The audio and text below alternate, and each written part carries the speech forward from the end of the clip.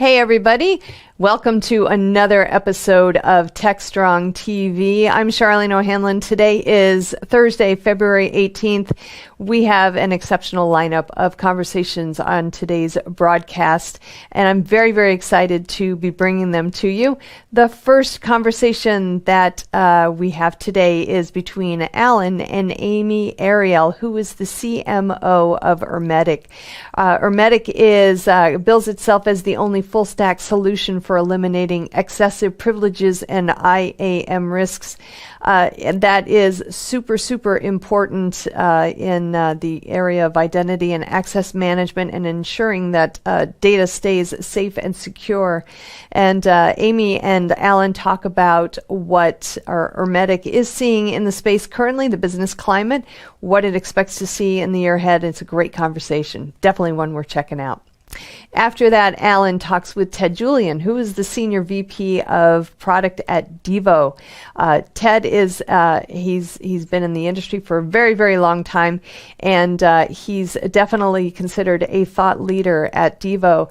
So he and Alan talk about why he joined Devo and what it is what his and the company's goals are around cyber.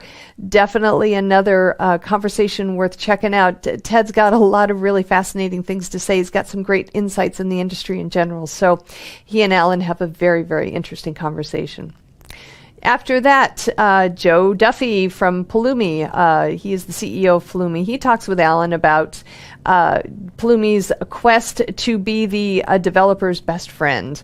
So he and Alan, Joe and Alan, talk about what he is seeing in the market and what Pulumi is doing to sidle up to the developers and be their BFF, so to speak. Great conversation. As always, Joe Duffy is a great person to talk to and offers up a lot of great insights. All right, next up on our Something Old segment, we have a recent Predict 2021 presentation by Brendan O'Leary, who is a developer DevOps advocate at GitLab. He is always an interesting person to talk with, and the presentation that he gave at Predict 2021 was on the importance of CI/CD for retaining developers in 2021. He talks a lot about how organizations, especially in light of the work from home new edict, I guess, as part of the pandemic, how developers are kind of more I don't want to say disorganized, but they're in so many different locations now. It's difficult to get them all together and on the same page. So CI/CD is definitely a technology that is helping organizations kind of keep their developers included and talking with each other and collaborating. And it's a great conversation or great presentation he gives at Predict 2021. So definitely one worth checking out for you. After Brendan's Predict 2021 presentation, I come back with the headlines for the day, and then I have a conversation with Nimi Reichenberg, who is the CMO and head of operations at Cmplify. We talk about the State of Remote Security Operations report that Cmplify just recently did. It unveiled, amongst some other things, that COVID's impact on security posture so far has been mixed, and security operations centers actually may end up being remote permanently. Not sure if that's actually going to happen, but it's definitely something worth pondering as organizations consider their security postures moving into 2021 and beyond. After that, I have the webinars preview for you, and then I speak with Ryan Mallory, who is the Chief Operating Officer of Colocation Services at Flexential. We actually talk about the local edge networking from the local edge perspective, bringing data closer to users than ever before. This is super important as a lot more organizations are using IoT and other devices, collecting data, and just the amount of data that is being used by organizations now. The ability to bring that data closer to users to reduce latency and improve that quote unquote actionable intelligence is very very important and almost critical in really providing a high quality user experience. So, for industries such as mobile, healthcare, and next generation media, the edge allows them to deploy low latency applications for stronger and more secure customer and employee experiences, especially in our remote working environment that we're all dealing with now. After that, Mitch comes on with his analyst corner. Mitch Ashley of Accelerated Strategies Group. He explores the increasing complexity of our technology stack and the combination of technologies and providers. Along with, he also offers up his thoughts on how to continually simplify and focus on outcomes that win for the business. It's an interesting perspective and definitely one worth checking out and listening to, and hopefully one you'll agree with as well. All right, we have an amazing lineup today, as I just said, and we are going to kick things off right after this commercial message.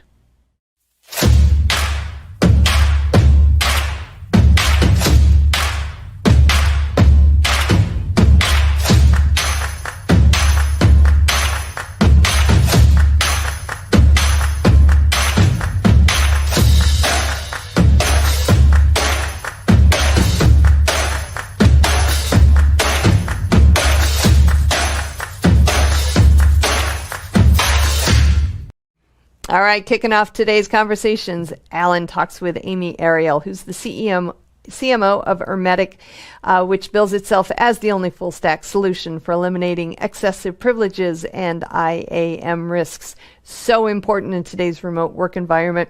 Amy talks about what Ermetic is seeing in the business landscape and maybe what's ahead for the year. So let's give this conversation a listen. This is Digital Anarchist. Hey everyone, thanks for joining us on another segment here for TechStrong TV. My guest this segment is Amy Ariel. Amy is with a company called Ermetic. And Amy, welcome to TechStrong TV. Thank you. I'm happy to be here. Thank you. It's our pleasure to have you here, Amy. As we were talking off camera, we have not covered Ermetic here on TechStrong at all. I don't think we've even covered it in DevOps.com or Security Boulevard yet. So I'm going to ask, if you don't mind, let's take a few minutes and dig into the company and maybe a little bit about you and your background as well. Okay, great. Thanks. So Ermetic is a startup in what Gartner has called the cloud infrastructure entitlement management market. We started the company in 2019, and I should have introduced myself. I am the CMO at Ermetic, and we have 4 co-founders who all had previous startups and successful exits. So we have a very experienced team. And we have done both a seed round and an A round in the course of that last year and a half. We've raised a total of $27 million, a little bit more. And we are we're running strong. Fantastic. And the company was founded in 2019 in Israel, right? And are you still totally based in Israel at this point, or have you expanded? Well, it's been tough in 2020 you're not going to open other offices. They can't come to them. But what's the story there? We have grown really quickly. Today, we're over 50 employees, and we have a hub in the Boston area, and we have another hub in the San Francisco Bay Area, and we also have some other account managers and salespeople in different locations in the U.S. and Canada, as well as, of course, our R&D center and our EMEA sales center here in Israel. And of course, we have the interesting good fortune of starting the company and coming out of stealth during the COVID-19 era. So the whole significance of where your offices are located has, shifted very significantly. Right. So become much less important. Yes. Yeah. We're a multinational organization. Yeah, I get it. So that's great, Amy. You talked a little bit, and Gartner calls it cloud entitlement privileges or cloud privileges. Cloud infrastructure entitlement management. That rolls off your tongue. Okay. Well, this is what happens when Gartner comes up with names. I've been that. I did a company years and years ago, and actually, then it wasn't a bad name.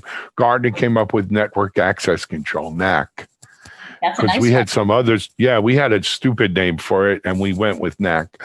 But in any event, what we're really talking about, though, is what permissions, not only people, but machines, instances, whatever you want to call them in the virtual world. What permissions and, role-based permissions do they have? What can they communicate with? What's accessible? What's viewable? What's down transferable, etc. And that's really what we, at the nitty-gritty, that's what this is about, right? Yeah, that's a very big part of it. I mean, what we're talking about is implementing a lot of those identity-centric controls that we take for granted in the old world, if I may say so, and translating them into the requirements of the cloud infrastructure. So on the one hand, we're still talking about the human beings who access cloud infrastructure, and we're talking about governing their access and making sure that they only have the privileges that they need and that they only have the permissions that they need.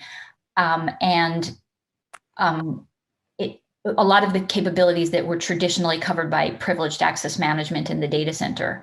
But the big elephant in the room in cloud infrastructure is the tens of thousands of machine identities or service identities that are also in play all the time and have tens of thousands, hundreds of thousands, millions of access entitlements as well. And just like the human identities, those machine identities need to be governed. We need to understand what access privileges they have. We need to make sure that they aren't unnecessarily risky. We need to make sure that they aren't excessive. And we need to be able to lock them down, because at the end of the day, identity is the new perimeter is a big buzzword that we've all heard a lot of times, but the biggest attack surface in cloud infrastructure today is actually these identities and their access permissions. And if you want to control the blast radius in the unfortunate case that there is some sort of a breach or an incident, you really need to lock down those access permissions. Sure. So, Amy, when we talk about these kinds of issues, a lot of people immediately go to zero trust, right? That's what you hear a lot. Zero trust, trust nothing, trust no one. And, so you start at zero and build your way up. So you have no permission whatsoever. And then we add as we need.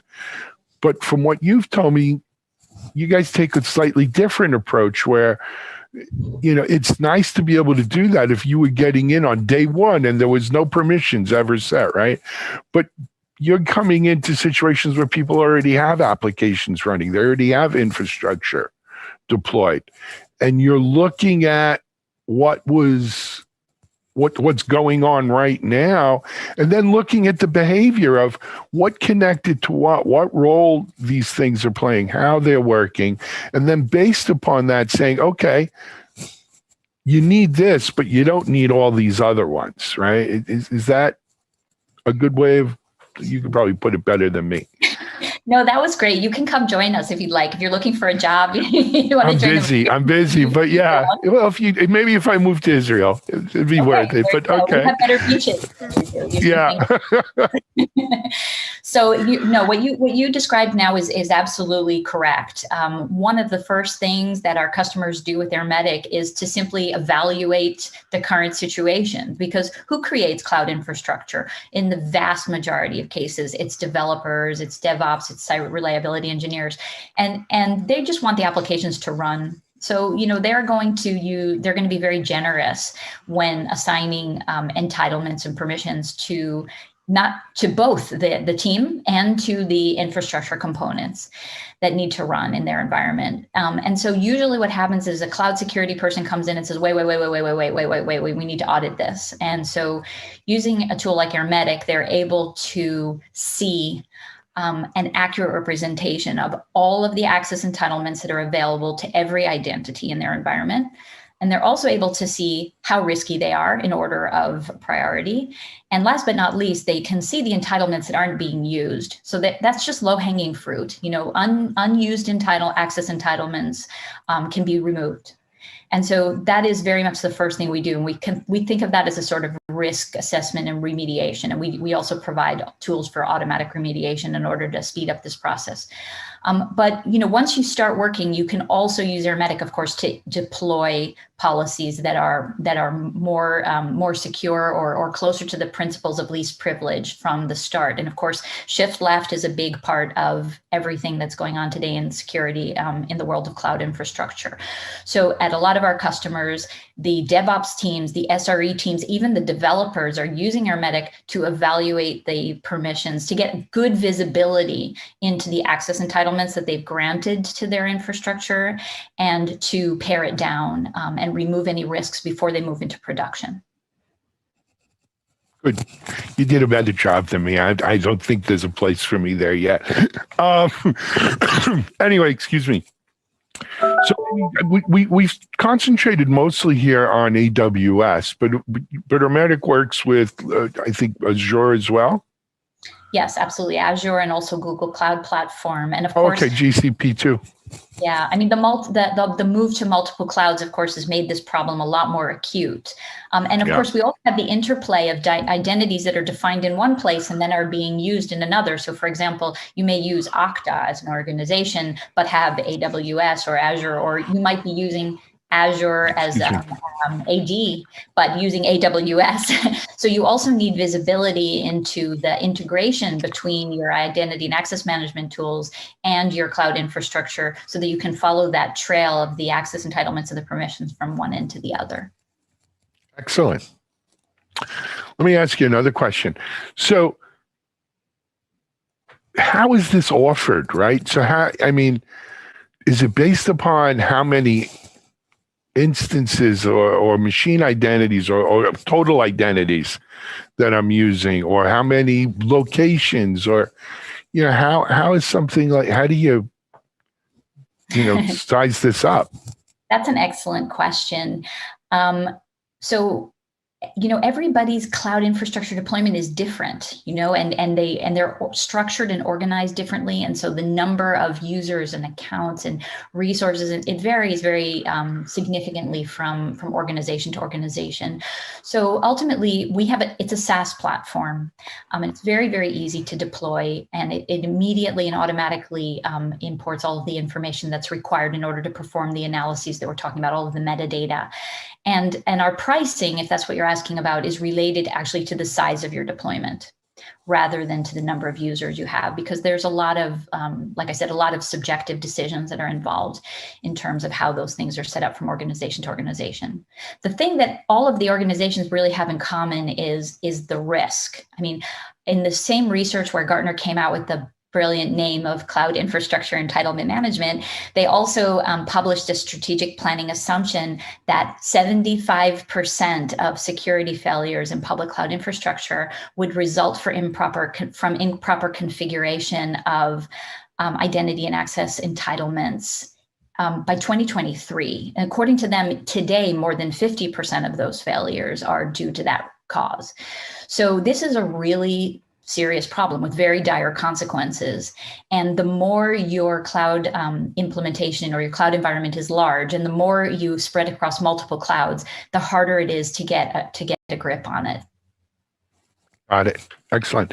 Is Ermetic, is it a SaaS-based offering then? Like you pay monthly, or it is? Yeah. And then it goes month to month depending on how big your infrastructure grows.